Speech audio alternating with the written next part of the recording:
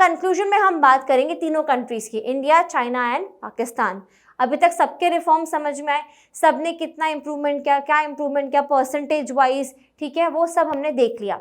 Now India, Pakistan and China have traveled more than 7 decades of developmental path with varied results. That means अभी तक हमने almost 7 decades साथ में किया है काम, ठीक है, हर एक कंट्री अपने अपने ऊपर काम कर रही है and we've had different results till late 1970s. All of them were maintaining the same level of low development. 1970s तक का सबका जो ग्रोथ रेट था वो धीरे धीरे हो रहा था, सब धीरे धीरे ग्रो कर रहे थे। But after that, the last 3 decades have been different, have taken these countries to different levels. But last 3 decades जो रहे हैं, 1990 के बाद की बात हो रही है let's say, तो वहाँ से जो है तीनों ही countries के लिए अलग अलग चीज़ें रही हैं। तीनों ही last 3 decades में तीनों countries ने different level पे different economic growth देखी है। Now India. First of all, Indian economy performed moderately, but the majority of its people still depend on agriculture. हमारी इकोनॉमी में ना मॉडरेट परफॉर्मेंस दिया, ये हमने पूरा इंडियन इकोनॉमिक कवर करने के बाद ही हमने समझा, ठीक है, कि अभी हम मॉडरेट परफॉर्मेंस दे रहे हैं या people are still relying on agriculture.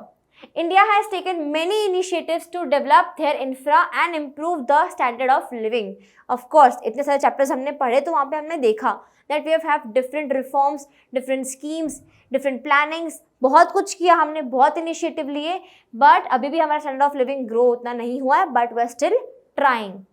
It is yet to raise the standard of living of more than 1/4 of its population then that lives below the poverty line. Almost 22% of people live below the poverty line and we are still here to improve the standard of living.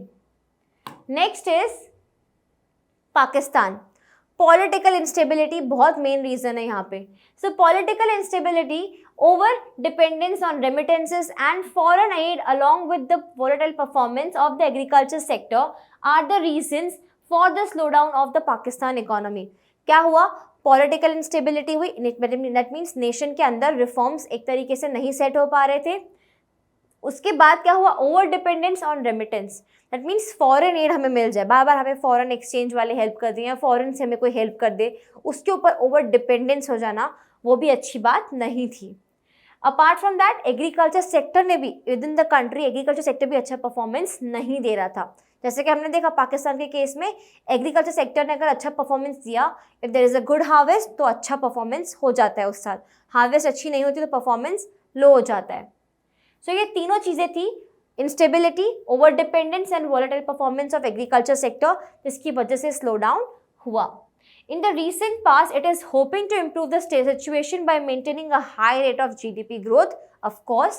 Then, many macroeconomic indicators began showing the positive and higher growth rates, reflecting the economic recovery. That means यहाँ पे धीरे धीरे recovery हुई पाकिस्तान में और उन्होंने भी improve करने की कोशिश की अपने GDP ग्रोथ रेट को. And China. In China, the lack of political freedom and its implication for human rights are major concerns.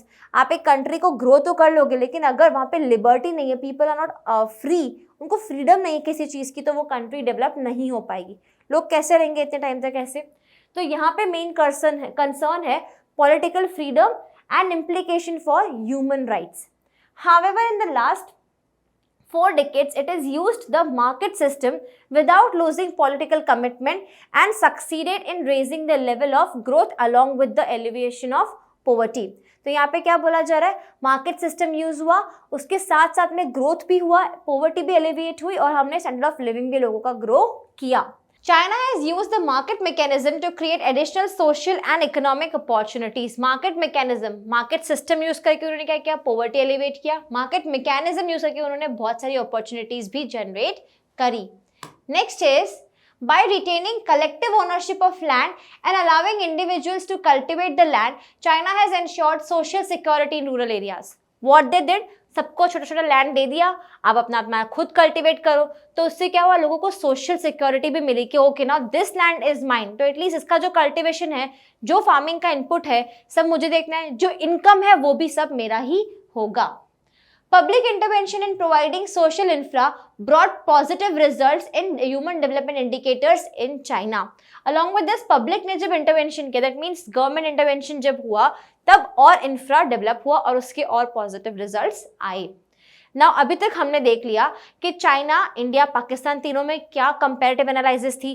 Along with the numbers, along with the figures हमने देखा, क्या रिफॉर्म्स थे हमने वो भी देख लिया. यहीं पे हम अपना इंडियन इकोनॉमिक डेवलपमेंट भी वाइंड अप करते हैं. Now it's time for you to go and practise your chapter test. Till then keep practising, keep watching, keep learning.